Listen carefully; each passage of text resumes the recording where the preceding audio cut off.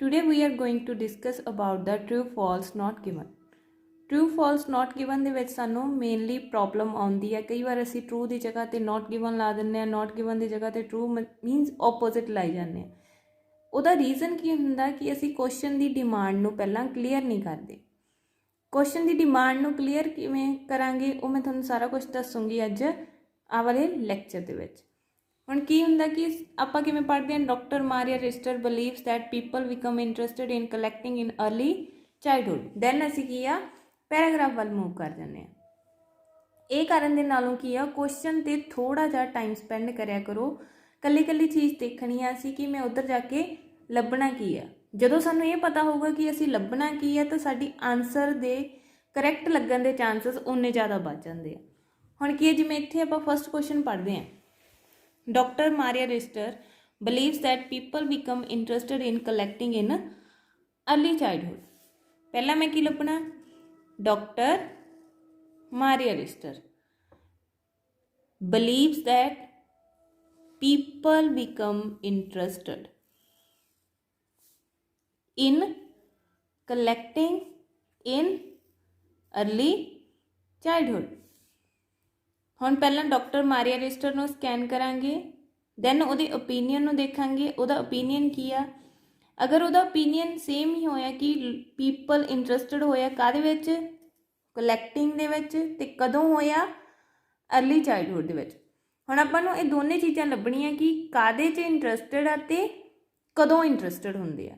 ਠੀਕ ਹੈ, ਅਗਰ ਸਾਨੂੰ अर्ਲੀ ਚਾਈਲਡਹੁੱਡ ਦੀ ਗੱਲ ਨਹੀਂ ਮੈਂਸ਼ਨ ਹੁੰਦੀ ਦੈਨ ਸਾਡਾ ਆਨਸਰ ਕੀ ਹੋ ਜਾਊਗਾ, ਆਹ ਵਾਲਾ ਪਾਰਟ ਜਦੋਂ ਸਾਡਾ ਮਿਸਿੰਗ ਹੋ ਗਿਆ, ਭਾਵੇਂ ਸਾਡਾ ਆਹ ਸਾਰਾ ਪੂਰੀ ਕਲੈਰਿਟੀ ਨਾਲ ਸਾਨੂੰ ਮਿਲ ਰਿਹਾ, ਦੈਨ ਸਾਡਾ ਆਨਸਰ ਨਾਟ ਗਿਵਨ ਹੋਊਗਾ। ਅਗਰ अर्ਲੀ ਚਾਈਲਡਹੁੱਡ ਦੀ ਜਗ੍ਹਾ 'ਤੇ ਉਹਨਾਂ ਨੇ ਯੰਗ ਏਜ ਦੀ ਗੱਲ ਕੀਤੀ ਹੋਈ, ਐਲਡਰ ਏਜ ਦੀ ਗੱਲ ਹੋਈ, ਕੋਈ ਵੀ ਮਤਲਬ ਇੱਦੋਂ ਆਪੋਜ਼ਿਟ ਸੈਂਸ 'ਚ ਗੱਲ ਕੀਤੀ ਹੋਊਗੀ, ਦੈਨ ਅਸੀਂ ਕੀ ਕਰਾਂਗੇ ਫਾਲਸ। ਸੇਮ ਹੀ ਕਲੈਕਟਿੰਗ ਲਈ ਆ, ਅਗਰ ਕਲੈਕਟਿੰਗ ਦੀ ਗੱਲ ਨਹੀਂ ਹੋਊਗੀ ਦੈਨ ਕੀ ਹੋ ਜਾਊਗਾ ਨਾਟ ਗਿਵਨ। ਅਗਰ ਕਲੈਕਟਿੰਗ ਦੀ ਜਗ੍ਹਾ 'ਤੇ ਉਹਨਾਂ ਨੇ ਕਿਸੇ ਹੋਰ ਇੰਟਰਸਟ ਦੀ ਗੱਲ ਕੀਤੀ ਹੋਈ ਦੈਨ ਕੀ ਹੋ ਜਾਊਗਾ ਫਾਲਸ। ਹੁਣ ਕੀ ਆ, ਡਾਕਟਰ ਮਾਰੀਆ ਰਿਸਟਰ ਲੋਕਾਂ ਦਾ ਇੰਟਰਸਟ ਕਲੈਕਟਿੰਗ ਇਨ ਚਾਈਲਡਹੁੱਡ। ਹੁਣ ਫਸਟ ਕੀ ਆ, ਅਸੀਂ ਇੱਧਰ ਜਾ ਕੇ ਕੀ ਸਕੈਨ ਕਰਾਂਗੇ, ਡਾਕਟਰ ਮਾਰੀਆ ਰਿਸਟਰ। ਹੁਣ ਦੇਖੋ ਇੱਥੇ ਕੀ ਆ, ਡਾਕਟਰ ਮਾਰੀਆ ਰਿਸਟਰ ਆ ਰਿਹਾ, ਆਰਗਿਊਜ਼ ਦੈਟ ਮੀਨਸ ਉਹਦਾ ਬਲੀਵ ਕੀ ਆ, argues that urge to collect is a basic human characteristic. ਹੁਣ ਅਗਰ ਅਸੀਂ ਇੰਨਾ ਪੜ੍ਹਦੇ ਹਾਂ ਸਾਨੂੰ ਕੋਈ ਕਲੈਰਿਟੀ ਨਹੀਂ ਹੁੰਦੀ। ਹੁਣ ਅਗਲਾ ਸੈਂਟੈਂਸ ਪੜ੍ਹ ਕੇ ਦੇਖੋ, according to her, still means ਉਹਦੇ ਹੀ ਓਪੀਨੀਅਨ ਦੀ ਗੱਲ ਚੱਲ ਰਹੀ ਆ।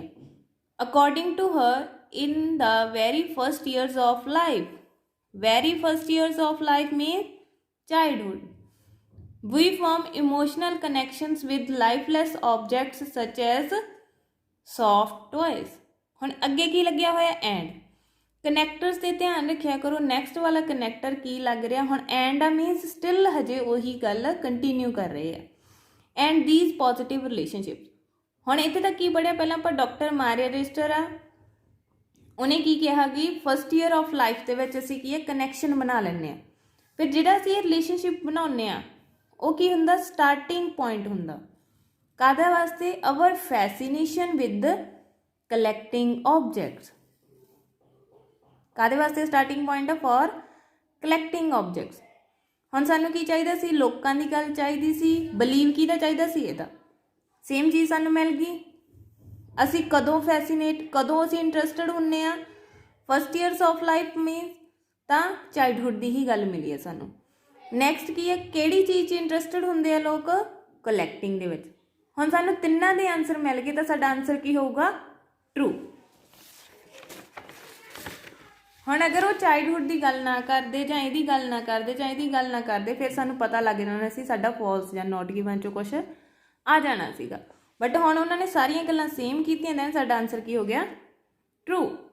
ਹੁਣ ਨੈਕਸਟ ਕੀ ਆ, a form of collecting means collecting ਦੀ ਕਿਸੇ ਇੱਕ ਅੱਧੀ ਫਾਰਮ ਦੀ ਗੱਲ ਕੀਤੀ ਹੋਊਗੀ, ਜਿਵੇਂ ਕੋਈ ਕੋਇਨਸ ਕਲੈਕਟ ਕਰਦਾ ਜਾਂ ਕੋਈ ਵੀ ਕਲੈਕਸ਼ਨ ਦੀ ਗੱਲ ਕੀਤੀ ਹੋਊਗੀ। ਠੀਕ ਹੈ ਨਾ, may have helped, may means possibility। ਅਗਰ ਇੱਧਰ ਪੋਸੀਬਿਲਿਟੀ ਦੀ ਗੱਲ ਕੀਤੀ ਹੈ ਤਾਂ ਉੱਧਰ ਵੀ ਸਾਨੂੰ ਪੋਸੀਬਿਲਿਟੀ ਹੀ ਮਿਲਣੀ ਚਾਹੀਦੀ ਹੈ ਟਰੂ ਦੇ ਲਈ। ਫਾਲਸ ਜਾਂ ਨਾਟ ਗਿਵਨ ਦੇ ਲਈ ਸਾਨੂੰ ਕੁਝ ਹੋਰ ਵੀ ਮਿਲ ਸਕਦਾ। ਹੈਲਪਡ ਸਮ ਐਂਸ਼ੀਐਂਟ, ਕੌਣ ਆ? ਸਮ ਐਂਸ਼ੀਐਂਟ ਹਿਊਮਨਸ। ਕਾਹਦੇ ਲਈ? ਉਹਦਾ ਪਰਪਸ। ਹੁਣ ਟੂ ਤੋਂ ਬਾਅਦ ਸਾਨੂੰ ਕੀ ਦਿੱਤਾ ਹੋਇਆ? Purpose, to survive. ਹੁਣ ਕੀ ਹੈ? Collecting help ancient humans to survive. Second thing ਕੀ ਆ? ਅਸੀਂ ਪੋਸੀਬਿਲਿਟੀ ਲੱਭਣੀ ਆ ਉੱਧਰ। ਹੁਣ ਇੱਕ ਕੀ ਹੁੰਦਾ, ਜਿੱਥੋਂ ਅਸੀਂ ਪੜ੍ਹਨਾ ਛੱਡਿਆ ਸੀ ਅਸੀਂ ਉੱਥੋਂ ਹੀ ਪੜ੍ਹਨਾ ਸਟਾਰਟ ਕਰਨਾ, ਅਸੀਂ ਛਾਲਾਂ ਨਹੀਂ ਮਾਰਨੀਆਂ। ਕਈ ਬੱਚੇ ਵੱਡੀਆਂ ਵੱਡੀਆਂ ਛਾਲਾਂ ਮਾਰਨ ਲੱਗ ਜਾਂਦੇ। ਕਦੇ ਕਦੇ ਕੀ ਹੁੰਦਾ ਕਿ ਅਸੀਂ ਸਕੈਨ ਕਰ ਸਕਦੇ, ਜਿਵੇਂ ਹੁਣ ਫਸਟ ਦੇ ਵਿੱਚ ਸਾਨੂੰ ਨੇਮ ਦਿੱਤਾ ਸੀ, ਅਸੀਂ ਉਹਨੂੰ ਸਕੈਨ ਕਰ ਲਿਆ ਸੀਗਾ, ਸਾਨੂੰ ਆਨਸਰ ਮਿਲ ਜਾਂਦਾ। ਤੇ ਪਰ ਅਗਰ ਹੁਣ ਕੀ ਆ, ਹੁਣ ਇਹਦੇ ਵਿੱਚ ਸਾਨੂੰ ਕੋਈ ਨੇਮ ਨਹੀਂ ਹੈਗਾ, ਕੁਛ ਨਹੀਂ ਹੈਗਾ, ਤਾਂ ਅਸੀਂ ਕੀ ਆ ਨੈਕਸਟ ਇੱਥੋਂ ਹੀ ਕੰਟੀਨਿਊ ਕਰਾਂਗੇ ਜਿੱਥੋਂ ਅਸੀਂ ਪੜ੍ਹਨਾ ਬੰਦ ਕੀਤਾ ਸੀ। In fact, the desire to collect may go back further still. Scientists suggest that the some ancient humans, ਹੁਣ ਸਾਨੂੰ ਰਿਲਾਈਜ਼ ਹੋਣ ਲੱਗ ਗਿਆ ਮੇਰਾ ਆਨਸਰ ਕੀ ਆਉਣਾ ਸਟਾਰਟ ਹੋ ਗਿਆ। ਹੁਣ ਮੈਂ ਐਂਸ਼ੀਐਂਟ ਹਿਊਮਨਸ ਲੱਭਣਾ ਸੀ, ਉਹ ਮੈਨੂੰ ਮਿਲ ਗਿਆ। ਹੁਣ ਅਸੀਂ ਕੀ ਕਰ ਲੱਭਣਾ? ਫॉर्म of collecting. Living hundreds of thousands of years ago, collecting may have had a serious purpose. ਹੁਣ ਇਹਦੇ ਵਿੱਚ ਕੀ ਕਹਿੰਦੇ? ਸਮ ਐਂਸ਼ੀਐਂਟ ਹਿਊਮਨਸ ਦਾ ਕੀ ਆ? ਕਲੈਕਟਿੰਗ ਇੱਕ ਸੀਰੀਅਸ ਪਰਪਸ ਆ। ਹੁਣ ਇੱਥੇ ਤੱਕ ਕਲੈਰਿਟੀ ਨਹੀਂ ਹੋਈ, ਹੁਣ ਅਸੀਂ ਅੱਗੇ ਫਿਰ ਪੜਾਂਗੇ। ਓਨਲੀ ਬਾਈ ਕਲੈਕਟਿੰਗ ਸਫੀਸ਼ੀਐਂਟ ਫੂਡ ਸਪਲਾਈਜ਼। ਹੁਣ ਇਹ ਕੀ ਹੋ ਗਿਆ? ਇੱਕ ਫॉर्म ਆਫ ਕੀ ਦੇਤੀ ਉਹਨਾਂ ਨੇ? ਕਲੈਕਸ਼ਨ ਉਹਨਾਂ ਦੀ ਦੇਤੀ ਕੀ? Food supply. To last though freezing winters or dry summers could our ancestors means ਕੀ ਆ? ancient humans ਹੀ ਹੋ ਗਏ। stay alive। ਹੁਣ ਉੱਧਰ ਸਾਨੂੰ ਕੀ ਦਿੱਤਾ ਹੋਇਆ ਸੀ? ਪਰਪਸ ਉਹਨਾਂ ਦਾ ਸਰਵਾਈਵਲ। ਇੱਧਰ ਉਹਨਾਂ ਨੇ ਕੀ ਕਹਿਤਾ? alive until the weather improved।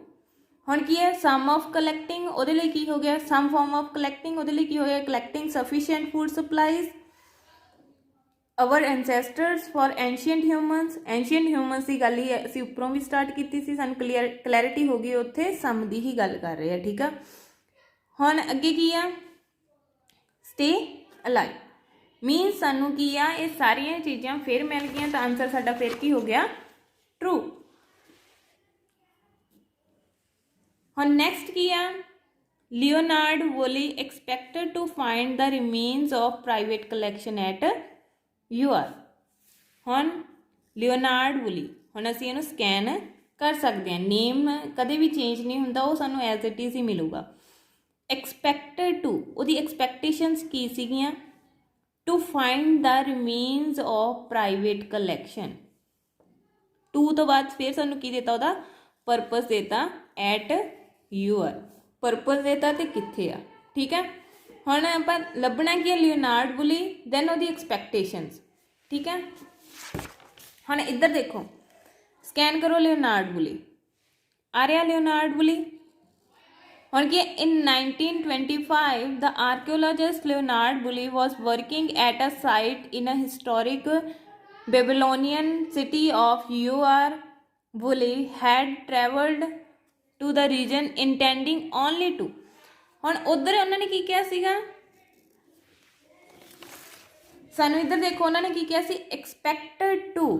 ਇੱਧਰ ਉਹਨਾਂ ਨੇ ਕੀ ਕਹਿਤਾ? ਇੰਟੈਂਡਿੰਗ ਟੂ। ਮੀਨਸ ਸਾਨੂੰ ਉਹਦਾ ਪਰਪਸ ਤਾਂ ਕਲੀਅਰ ਹੋਣ ਲੱਗ ਗਿਆ। ਹੁਣ ਇੱਥੇ ਸਾਨੂੰ ਪਰਪਸ ਮਿਲਣ ਲੱਗਿਆ। Intending only to excavate the site of a palace. ਉਹਦਾ ਕੰਮ ਉਹ ਕੀ ਕਰਨ ਗਿਆ ਸੀ? ਐਕਸਕੇਵੇਟ ਕਰਨਾ ਸੀ ਉਹਨੇ ਸਾਈਟ ਆਫ ਪੈਲਸ। ਠੀਕ ਹੈ, ਪਰ ਇੱਧਰ ਸਾਨੂੰ ਉਹਦਾ ਪਰਪਸ ਕੀ ਦਿੱਤਾ ਹੋਇਆ ਸੀ? To find the remains of private collection. ਹੁਣ ਉੱਧਰ ਕੀ ਕਹਿ ਰਹੇ ਆ? ਐਕਸਕੇਵੇਟ ਕਰਨਾ, ਉੱਧਰ ਕਹਿੰਦੇ find the remains of private. ਤਾਂ ਹੁਣ ਇਹ ਕੀ ਹੋ ਗਈਆਂ? ਦੋਨੇ ਚੀਜ਼ਾਂ ਓਪੋਜ਼ਿਟ ਹੋ ਗਈਆਂ। ਉਹਦੀ ਐਕਸਪੈਕਟੇਸ਼ਨਸ ਦੀ ਗੱਲ ਉਹਨਾਂ ਨੇ ਇੰਟੈਂਡ ਕਿਹਾ, ਤਾਂ ਇੱਧਰ ਕੀ ਕਿਹਾ? ਐਕਸਪੈਕਟੇਸ਼ਨ ਕਿਹਾ। ਤਾਂ ਇੱਥੋਂ ਕੀ ਹੋ ਜੂਗਾ ਇਹਦਾ answer? False.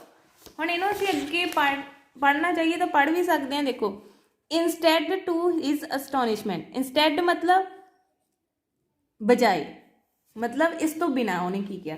To his astonishment he dug up. Intention ਉਹਦੀ ਇੱਥੇ ਹੀ ਕਲੀਅਰ ਹੋ ਗਈ, ਉਹਦਾ ਪਰਪਸ ਕੀ ਸੀ। ਉਸ ਤੋਂ ਬਾਅਦ ਉਹਨੂੰ ਅੱਗੇ ਉਹ ਕੀ ਕਰਨ ਲੱਗ ਗਏ ਵੀ ਉਹਨੇ ਹੋਰ ਕੀ ਕਰਤਾ, ਇਹ ਤੋਂ ਬਿਨਾਂ ਉਹਨੇ ਹੋਰ ਕੀ ਕੀਤਾ। ਪਰ ਸਾਨੂੰ ਚਾਹੀਦੀ ਸੀ ਉਹਦੀ ਇੰਟੈਂਸ਼ਨ। ਇੰਟੈਂਸ਼ਨ ਸਾਨੂੰ ਇੱਥੇ ਹੀ ਕਲੀਅਰ ਹੋ ਗਈ। ਠੀਕ ਹੈ, ਹੁਣ ਨੈਕਸਟ ਦੇਖੋ, Woolley found writing that identified some of the objects he discovered. Woolley found writing, ਹੁਣ ਉਹਨੂੰ ਕੀ ਆ ਰਾਈਟਿੰਗ ਮਿਲੀ ਆ। ਹੁਣ ਰਾਈਟ ਦੈਟ ਲੱਗਿਆ ਹੋਇਆ ਮੀਨਸ ਰਾਈਟਿੰਗ ਨੂੰ ਐਕਸਪਲੇਨ ਕੀਤਾ ਹੋਇਆ। Writing identified some of the objects, ਕਿਹੜੀ ਚੀਜ਼ ਨੂੰ ਆਈਡੈਂਟੀਫਾਈ ਕਰ ਰਹੇ ਆ? Objects he discovered.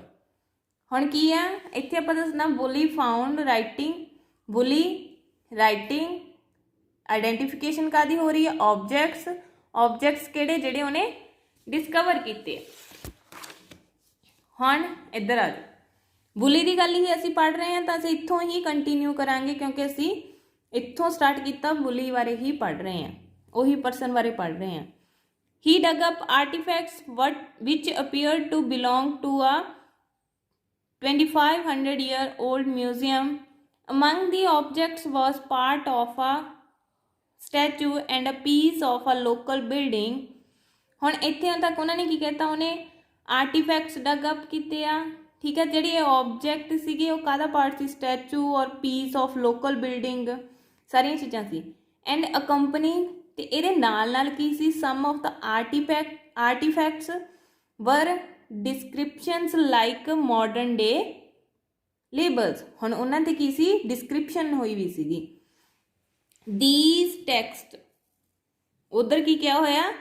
Writings appeared in 3 languages and were carved into pieces of clay। ਤੇ ਉਹ ਕਿਵੇਂ ਕਾਰਵ ਕੀਤੇ ਹੋਏ ਸੀ? with into pieces of clay. It seems likely that this early private collection of objects was created by this, the daughter of this। ਇਦੋਂ ਅੱਗੇ ਤਾਂ ਹੋਰ start ਹੋ ਗਿਆ। ਹੁਣ ਇੱਥੇ ਦੇਖੋ, ਸਾਨੂੰ ਉਧਰੋਂ ਚਾਹੀਦਾ ਸੀ ਰਾਈਟਿੰਗ ਦੀ ਗੱਲ, ਇੱਥੇ ਉਹਨਾਂ ਨੇ ਕਹਿਤਾ ਵੀ ਟੈਕਸਟ। ਉਹ ਜਿਹੜੇ ਟੈਕਸਟ ਸੀਗੇ ਉਹ ਕੀ ਕਰ ਰਹੇ ਸੀ? 3 ਲੈਂਗੁਏਜਸ ਦੇ ਵਿੱਚ ਸੀਗੇ। ਤੇ ਉਹਨਾਂ ਨੇ ਉਦੋਂ ਪਹਿਲਾਂ ਕੀ ਕਹਿਤਾ ਸੀ? ਅਕੰਪਨਿੰਗ ਸਮ ਆਫ ਦਾ ਆਰਟੀਫੈਕਟਸ। ਜਿਹੜੇ ਆਰਟੀਫੈਕਟਸ ਉਹਨੇ ਡਿਸਕਵਰ ਕੀਤੇ ਸੀ ਉਹਨਾਂ ਦੇ ਵਿੱਚੋਂ ਕੀ ਹੋਇਆ ਸੀ? ਵਰ ਡਿਸਕ੍ਰਿਪਸ਼ਨਸ ਲਾਈਕ ਮਾਡਰਨ ਡੇ ਲੇਬਲਸ। ਉਹਨਾਂ ਦੀ ਡਿਸਕ੍ਰਿਪਸ਼ਨ ਹੋਈ ਵੀ ਸੀ ਜਿਵੇਂ ਮਾਡਰਨ ਡੇ ਲੇਬਲਸ ਦੀ ਹੁੰਦੀ ਹੈ। ਤਾਂ ਇਹ ਜਿਹੜੇ ਟੈਕਸਟ ਸੀ ਉਹ 3 ਲੈਂਗੁਏਜਸ ਦੇ ਵਿੱਚ ਸੀਗੇ ਤੇ ਉਹਨਾਂ ਦੇ ਪੀਸ ਆਫ ਕਲੇ ਨਾਲ ਉਹਨਾਂ ਨੇ ਕੀ ਕੀਤਾ ਹੋਇਆ ਸੀ? ਕਾਰਵਿੰਗ ਕੀਤੀ ਹੋਈ ਸੀ। ਹੁਣ ਇੱਧਰ ਦੇਖੋ, ਰਾਈਟਿੰਗ ਸਾਨੂੰ ਟੈਕਸਟ ਮਿਲੇ ਆ, ਉਹ ਕਹਿੰਦੇ ਸਮ ਆਫ ਦਾ ਆਬਜੈਕਟਸ, ਉਧਰ ਉਹਨਾਂ ਨੇ ਕਹਿਤਾ ਵੀ ਲੇਬਲਿੰਗ ਹੋਈ ਸੀ ਸਮ ਆਫ ਦਾ ਆਰਟੀਫੈਕਟਸ ਦੀ, ਹੈ ਨਾ, ਜਿਹੜੇ ਉਹਨੇ ਡਗ ਅਪ ਕੀਤੇ ਸੀ। ਸਟਾਰਟਿੰਗ ਤੋਂ ਅਸੀਂ ਕਿਵੇਂ ਸਟਾਰਟ ਕੀਤਾ ਸੀ? ਵੀ ਉਹਨੇ ਡਗ ਅਪ ਕੀਤੇ ਆ ਮੀਨਸ ਡਿਸਕਵਰ ਕੀਤੇ ਆ। ਤਾਂ ਆਨਸਰ ਕੀ ਹੋ ਗਿਆ ਇਹਦਾ? ਵੀ ਟਰੂ। ਹੁਣ ਨੈਕਸਟ ਦੇਖੋ, ਪ੍ਰਿੰਸੈਸ ਇਨੇਗਲੇਡੀ ਜੋ established her collection to show off her wealth. ਹੁਣ ਪ੍ਰਿੰਸੈਸ ਨੇ ਕੀ ਕੀਤਾ? ਐਸਟੈਬਲਿਸ਼ਡ ਹਰ ਕਲੈਕਸ਼ਨ, ਐਸਟੈਬਲਿਸ਼ ਕੀਤੀ ਹੈ ਪ੍ਰਿੰਸੈਸ ਨੇ ਆਪਣੀ ਕਲੈਕਸ਼ਨ। ਕਾਹਦੇ ਲਈ? Show off her wealth, show off her wealth. ਹੁਣ ਆਪਣਾ ਫਸਟ ਥਿੰਗ ਕੀ ਲੱਭਣੀ ਹੈ? ਵੀ ਪ੍ਰਿੰਸੈਸ, ਪ੍ਰਿੰਸੈਸ ਦਾ ਨੇਮ ਆਪਾਂ ਪਹਿਲਾਂ ਹੀ ਦੇਖ ਲਿਆ ਸੀ, ਉੱਥੇ ਹੈਗਾ ਸੀ। ਹੁਣ ਆਪਾਂ ਦੇਖਾਂਗੇ ਉਹ ਪ੍ਰਿੰਸੈਸ ਨੇ ਕੋਈ ਕਲੈਕਸ਼ਨ ਐਸਟੈਬਲਿਸ਼ ਕੀਤੀ ਆ ਤੇ ਉਹਦਾ ਪਰਪਸ ਇਹੀ ਆ। ਅਗਰ ਉਹਨੇ ਕਲੈਕਸ਼ਨ ਐਸਟੈਬਲਿਸ਼ ਕੀਤੀ ਹੋਈ ਦੈਨ ਕੀ ਹੋ ਜਾਊਗਾ? ਟਰੂ। ਤੇ ਉਹਦਾ ਪਰਪਸ ਵੀ ਇਹੀ ਹੋਣਾ ਚਾਹੀਦਾ, ਠੀਕ ਹੈ। ਅਗਰ ਉਹਨੇ ਕੋਈ ਕਲੈਕਸ਼ਨ ਹੀ ਨਹੀਂ ਐਸਟੈਬਲਿਸ਼ ਕੀਤੀ ਹੋਊਗੀ ਦੈਨ ਕੀ ਹੋ ਜਾਊਗਾ? ਨਾਟ ਗਿਵਨ, ਮੀਨਸ ਉਹਨੇ ਕੋਈ ਕਲੈਕਸ਼ਨ ਦੀ ਗੱਲ ਹੀ ਨਹੀਂ ਕੀਤੀ ਉਹਨਾਂ ਨੇ ਉਹਦੀ ਐਸਟੈਬਲਿਸ਼ਮੈਂਟ ਦੀ, ਠੀਕ ਹੈ। ਤੇ ਅਗਰ ਉਹਦਾ ਪਰਪਸ ਹੋਰ ਹੋਇਆ ਮੀਨਸ ਇੱਥੇ ਇਹਨਾਂ ਨੇ ਕਿਹਾ ਸ਼ੋ ਆਫ ਹਰ ਵੈਲਥ, ਉਧਰ ਉਹਨਾਂ ਨੇ ਉਹਦਾ ਹੋਰ ਪਰਪਸ ਲਿਖਿਆ ਹੋਇਆ ਦੈਨ ਕੀ ਹੋ ਜਾਊਗਾ? ਫਾਲਸ। ਹਾਂਜੀ ਇੱਧਰ ਆ ਜਾਓ। ਹੁਣ ਪੈਰਾਗ੍ਰਾਫ ਦੇ ਵਿੱਚ ਪ੍ਰਿੰਸੈਸ ਸਾਨੂੰ ਆ ਮਿਲ ਗਈ। ਹੁਣ ਇੱਥੇ ਕੀ ਸੀ? It seems likely that this early private collection of objects was created by princess the daughter of king this. However very little else is known about the princess or what her motivations were for setting up her collection. ਹੁਣ ਇੱਥੇ ਉਹਨਾਂ ਨੇ ਕਿਹਾ ਵੀ princess ਨੇ ਕੋਈ collection establish ਕੀਤੀ ਆ? ਨਹੀਂ, ਉਹਦੀ ਕੋਈ ਗੱਲ ਹੀ ਨਹੀਂ ਹੋਈ। ਪ੍ਰਿੰਸੈਸ ਦੀ ਕਲੈਕਸ਼ਨ ਦੀ ਗੱਲ ਨਹੀਂ ਹੋਈ ਤਾਂ ਮੀਨਸ ਕੀ ਹੋਇਆ? ਨॉट ਗਿਵਨ, ਠੀਕ ਹੈ। ਸਮਝ ਲੱਗੀ? ਨੈਕਸਟ ਦੇਖੋ 6th ਕੀ ਹੈ? ਡਿਸਪਲੇਇੰਗ ਆਰਟੀਫੈਕਟ ਆਰਟਵਰਕਸ was the main purpose of cabinets of curiosities। ਹੁਣ ਆਪਾਂ ਕੀ ਦੇਖਣਾ, ਮੇਨ ਪਰਪਸ ਕਿਹਦਾ, ਕੈਬਿਨੇਟਸ ਆਫ क्यूरियोसिटीज ਦਾ। अगर मेन परपज की होया डिस्पलेइंग आर्ट वर्क्स दैन की हो जाऊगा ट्रू। अगर मेन परपज डिस्पलेइंग आर्टिफैक्ट्स की जगह ते कुछ हो रहा है दैन की हो जाऊगा फॉल्स। अगर मेन परपज की गल ही नहीं होगी दैन की हो जाऊगा नॉट गिवन। हुण इधर क्वेश्चन पैराग्राफ च देखो, पहला सारे ने स्कैन करना कैबिनेट्स ऑफ क्यूरियोसिटीज। जिन्होंने कैबिनेट्स ऑफ क्यूरियोसिटीज मिल गया दैन असी की करांगे, उहदा मेन परपज सर्च करांगे। कैबिनेट्स ऑफ क्यूरियोसिटीज का मेन परपज की आ। हुण की है, मेन परपज नूं एज इट इज़ ही लभण की कोशिश नहीं करनी। मेन परपज की जगह ते उन्होंने कुछ होर भी दिता हो सकता। मेन परपज नूं मीनस उन्होंने की लिखिया हो सकता, ये टिपिकली मेड कादे वास्ते सी, वो चीज़ भी की हो सकती है। ठीक है, तो फिर उन्होंने स्कैन करन तो बाद असी देखांगे मेन परपज की सी, डिस्पलेइंग आर्टवर्क्स सी जां डिस्पलेइंग आर्टवर्क्स के नाल नाल कुछ होर भी सी जां डिस्पलेइंग आर्टवर्क्स की जगह ते कुछ होर सी।